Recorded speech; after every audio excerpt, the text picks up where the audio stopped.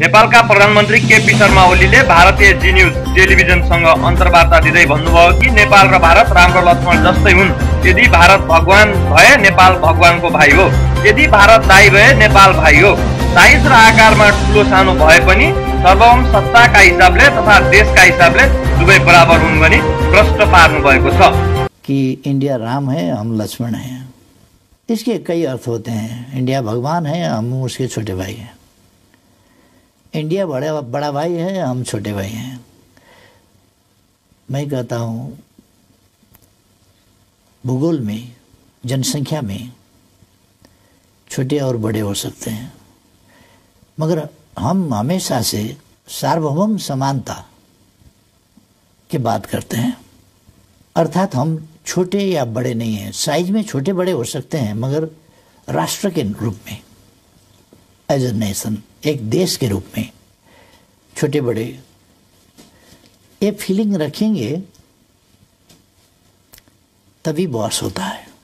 इसमें कुछ जरूर कुछ प्रॉब्लम इस सेंटिमेंट में है, और हम चाहते हैं कि हम दो देश, सार्वभौम सत्ता संपन्न देश, सुवरेन देश, दो पड़ोसी देश, दो पड़ोसी मित्र देश जो एक रीजन में रहते हैं, हमारा संबंधों को उसी तरह से जानना चाहिए। मोदी र म बराबरका प्रधानमन्त्री हौं। हामी दुईमा उहाँ मभन्दा उमेरको हिसाबले ठुलो हुनुहुन्छ होला, तर एक राष्ट्रका हिसाबले भने हामी दुवै बराबर भएको भन्नुभएको छ। पर हमारे संस्कारों में तो बड़े छोटे का हमेशा जो प्रेम बना रहता है। देखिए, आप 68 साल के हैं, मोदी जी 70 साल के हैं, तो ऐसे भी आपके बड़े भाई हुए, तो आप भी कभी भी फोन उठाकर उनसे सीधे बात कर सकते हैं। व्यक्तिगत तौर से, हाँ, व्यक्तिगत तौर से वो हमसे बड़े हैं उम्र के हिसाब से। जब हम दो प्राइम मिनिस्टर बैठेंगे तो दो प्राइम मिनिस्टर बैठेंगे, बड़ा प्राइम मिनिस्टर, छोटा प्राइम मिनिस्टर नहीं, दो सोवरेन कंट्री के प्राइम मिनिस्टर्स बैठेंगे। वहाँ कई देश के प्राइम मिनिस्टर, प्रेसिडेंट्स बहुत छोटे उम्र के हैं, अभी बहुत छोटे उम्र के। जब हम पॉलिटिक्स में लगे तब वो पैदा भी नहीं हुए थे। बिल्कुल ऐसे छोटे उम्र के हैं, फिर भी प्रेसिडेंट हैं। बड़े राष्ट्र के हों, छोटे राष्ट्र के हों, प्रेसिडेंट हैं। हर प्रेसिडेंट के साथ उनका बराबरी का रिश्ता होगा, प्राइम मिनिस्टर का बराबरी का रिश्ता होगा, हेड ऑफ द गवर्नमेंट की वजह से, हिसाब से। इसमें मोदी जी को कोई एतराज नहीं है। मोदी जी बराबरी की हैसियत से संबंध बनाने में उनको कोई एतराज नहीं है, मगर मेरे बातों को लेकर कि मोदी जी का बराबरी का प्राइम मिनिस्टर हूं बोला, इसको बुरा मानने वाले बहुत लोग हैं। तो मैं क्या करूं? मैं हर आदमी के उनके बातों के पीछे तो नहीं जा सकता। साथै भारत र चीनको सम्बन्धमा दुवै छिमेकी हुन्, हामी छिमेकीको भावनाले अगाडि बढ्छौं भनेर पनि प्रश्न पार्नु भएको छ। दुवै विकसित राष्ट्र भएकोले यदि हामीले कुनै वस्तु उत्पादन गरेमा बजारका लागि सजिलो हुने र उत्पादन गर्न नसकेमा उनीहरूको वस्तु खपत गर्नुपर्ने प्रश्न पार्नु भएको छ। एक चीज है, दोनों हमारे पड़ोसी हैं और पड़ोसी को बदला नहीं जा सकता। ये आकार में, जनसंख्या में, डेवलपमेंट में आगे हैं दोनों। हमारे लिए ये खुशी की बात है कि हम अगर प्रोडक्शन कर पाए तो ये बड़े मार्केट्स हैं। अब प्रोडक्शन नहीं कर पाए तो उनका उत्पादन हमको कंज्यूम करना पड़ेगा। नहीं करेंगे तो क्या होगा? हम चाहते हैं जो हमारा असमानता है वो इस चीज़ पर है, व्यापार में असमानता है, प्रोडक्शन में असमानता है,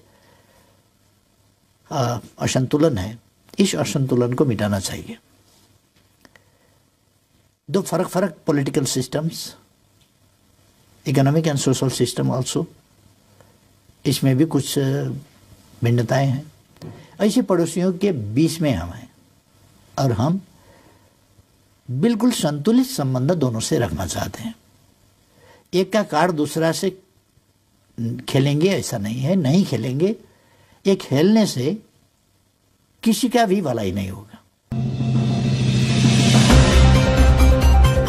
लिपुलेख र कालापानीको सम्बन्धमा भारतले आफ्नो नयाँ नक्सा जारी गरी हाम्रो क्षेत्र राखेपछि हामीले वार्ता गर्न खोज्दा पोजिटिभ कुरा नआएको र पछि भारतले नै हाम्रो क्षेत्रमा रोड बनाएपछि हामीले नयाँ नक्सा जारी गर्नु परेको र यसमा चीनको कुनै कारण नभएको प्रश्न पार्नु भएको छ। बरु भारत र चीनको बोलाबोल नभएको भए हामी तटस्थताको माध्यमले दुवैलाई बोल्न हुन अनुरोध गर्न सक्ने बताउनु भएको छ। जैसे ही वो हुआ अचानक आपने काला पानी के बारे में स्टेटमेंट दे दिया, आपने भी नक्शा बदल दिया और लोगों को ये लगने लगा कि ये सब कुछ एक साथ क्यों हो रहा है, अचानक क्यों हो रहा है। और लोगों को ये लगा, भारत के लोगों को, कि नेपाल जो है इस समय, नेपाल को तो चीन के खिलाफ कोई स्टेटमेंट देना चाहिए था। जैसा कि देखिए भारत को बहुत समर्थन मिला बाकी देशों से, अमेरिका से मिला, फ्रांस से मिला, बाकी लोगों से भी, जो लोगों ने कहा कि इस तरह का वायलेशन LAC का नहीं होना चाहिए। लेकिन नेपाल ने नहीं दिया, बल्कि नेपाल ने कहा कि अब मुझे भी मेरी टेरिटरी चाहिए। आपकी बात जरा भटकाने वाली है,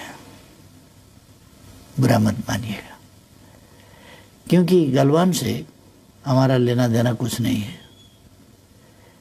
आपको मैं समझाऊं, दिल्ली ने 8वां एडिशन अपना मैप पब्लिश करवाया। कश्मीर और लद्दाख का बात था, वहीं पर सीमित रहता हो जाता। फिर नेपाल का टेरिटरी, उसमें नेपाल का टेरिटरी को शामिल करने का कोई ज़रूरत नहीं था। हमने उस नक्शे के ऊपर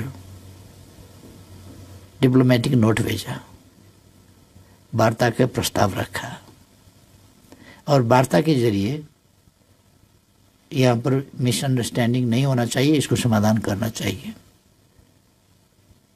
आप लोगों ने जो 8वां एडिशन छपवाया, ये ठीक नहीं हुआ, ये हमने बोला, उसका कोई पॉजिटिव रेस्पॉन्स भी नहीं हुआ। अब गलवान से हमारा क्या लेना देना है? आप नक्शा छपवाते हैं उसी वक्त, तो हमको लिखना पड़ा कि ये नहीं करना चाहिए था जी। और फिर रास्ता बनवाया गया हमारे टेरिटरी पर और इनागुरेशन किया गया, उद्घाटन। हमने फिर डिप्लोमेटिक नोट लिखा, रिक्वेस्ट किया, बातचीत किया जाए, ये ठीक नहीं हुआ। गलवान से क्या लेना देना है? वहां उद्घाटन होता है, हमने विरोध किया उद्घाटन का, गलवान से मिलाकर उद्घाटन क्यों किया गया? उसी वक्त उद्घाटन करने का क्या जरूरी था? अच्छा, आपको लगा कि अब बताइए जी।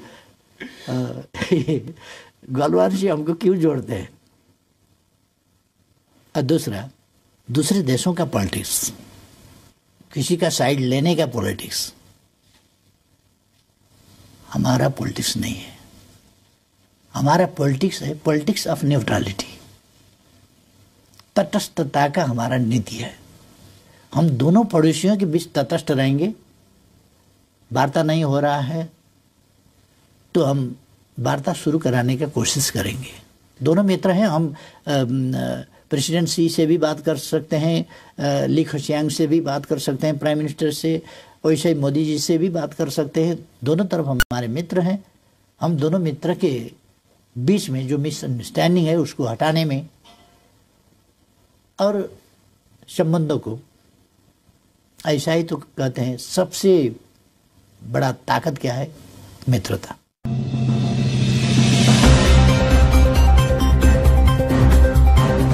साथमा नेपालमा हुन गइरहेको चुनाव पछि पनि हाम्रो सरकार नै पुनः आउने कुरामा ढुक्क रहेको प्रश्न पार्नुभयो र उहाँले कदाचित अरू आइयाले पनि नेपाल भारत सम्बन्ध अझ गाढा बनाउनु पर्ने बताउनु भएको छ।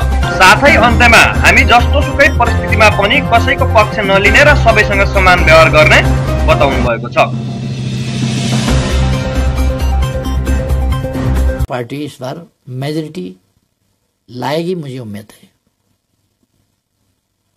एकदम कमजोर हालत हुआ तो भी मेजर पार्टी हम ही होंगे। और इलेक्शन के बाद भी गवर्नमेंट को लीड हमें ही करना पड़ेगा शायद। इसलिए मैं आश्वस्त करना चाहूँगा सब साथियों को कि इलेक्शन के बाद नेपाल भारत संबंध को और ऊंचाई में पहुंचाने के लिए हम और ज़्यादा कंट्रीब्यूट कर पाएंगे।